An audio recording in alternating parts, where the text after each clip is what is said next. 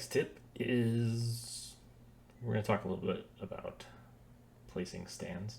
I know it's always an interesting one. So the way I do it is you just kind of pick what look you want. There's obviously the classic, so that's just the old style, think like Baltimore, stuff like that. Then you have modern and contemporary. So contemporary is kind of in between, and then modern is just super. You also have minor league, but I don't use that. But modern is your modern ballpark, so there's gonna be a lot of like video screens, especially in the middle decks, stuff like that. So just pick what style you want. I actually mix and match a lot. So first thing you want to do is actually just place your main one behind home plate. The way I do it is just try and get it as close to that as possible without going through it. I know this one doesn't actually line up well. I don't know why, but you can still see there's like a gap in between. So yeah, so you just get it lined up, and then if you hold L1 and press down on the left thumbstick, that's how you get the height. So with stands, you want the wall to be just a little bit taller than your bottom row, usually. I know it doesn't line up, but yeah. So that's kind of how you place the very first one behind home plate. Okay, so once your stands behind home plate are put in, kind of set to your liking, I always just base it on the two ends right here, so that one and then that one. Just make sure that those are correct, nothing's overlapping, that kind of thing. Then what you can do is come in here and add your next set. So in my opinion, this is kind of one of the most important ones in terms of placement, because it's going to dictate everything for the rest of your stadium, actually. So I'll spend a lot of time just getting this lined up correctly. What I want to do is make sure it is parallel with the dugout. So just another kind of tip for you, at any point you can just place it, like say I want a better look towards the dugout in that alignment, I can come in here and then I can just grab it again, and now I'm closer. So better angle, just make sure it's parallel, so that's pretty good. And then you just kind of want to make sure everything is lined up at the right height as close as possible. So then I can come up here and grab it again, make sure those are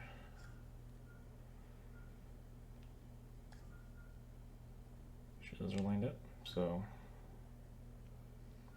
now that is correct. And kind of you just want to, again, if you're going for realism, just make sure the front row can actually see over the dugout. I like to use that one. Kind of keeping it realistic, ballparks have a little spot right next to the dugout. That's where cameras go. Usually, that's how you get your cameras, based on the pitcher and then the side angles of the batter. So that's where those cameras usually sit. So in all of mine, I usually start them all off this way, just kind of with that one. And then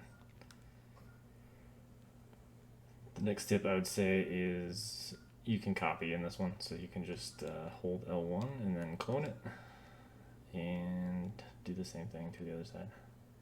And it clones it at the same height, so it's pretty nice. So you don't have to do that again. And you just get it lined up and you're good. Alright, so now we're back here in my ballpark again. This was my raised ballpark at the beginning of it.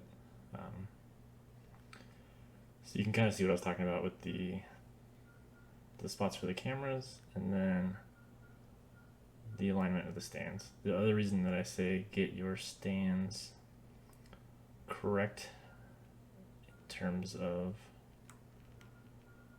behind the dugout is because it also affects your second deck, and you can base it on that. You can base your second deck alignment based on the first deck. So when I was placing this one, you can just kind of line it up so that it's running parallel with that. And if you know the first deck is correct, then the second deck will be correct too. So the other thing, when it comes to cornering, what you kind of want to keep in mind too is that stands want to face the middle of the ballpark. So what I do with the angling is actually, you can kind of see it if you look closely. Just kind of place one, and then you just kind of stagger it a little bit so you get it lined up, and then it's recessed a little bit, so you can kind of see, if you look closely, they're not lined up, but they're enough in order that you can't tell, and it looks better. So in terms of the height for the second deck, you just kind of want to make sure people can walk through. And just kind of always keep in mind of like sight lines. So if you're under here, you want them to be able to see the ballpark too. So you don't want it too low, and then you also don't want it too high, because you get weird angles too. So that's how I would place.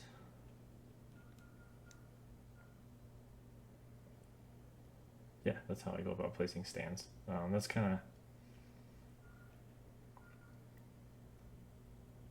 it is more time consuming, but if you get it right the first time, it's going to look a lot better, especially in the long run if you're trying to build a realistic ballpark.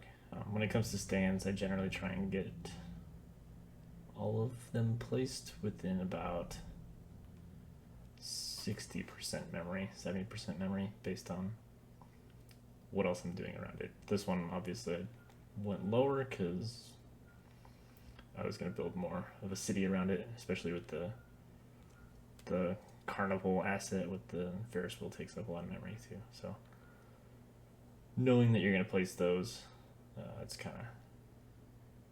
more important to get those placed first, just so you kind of know how much you have left to work with.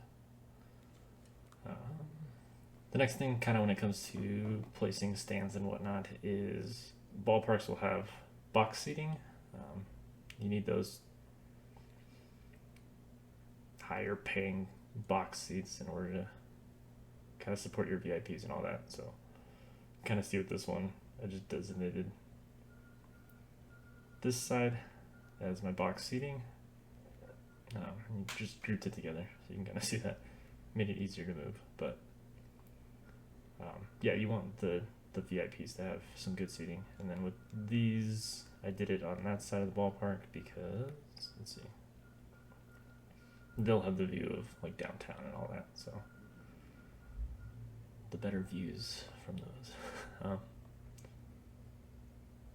Yeah, so you want to include, you don't need a ton of them, but ballparks need at least some, just to cater to those people that actually want to pay higher for the better experience. Yeah. So the next thing I'll say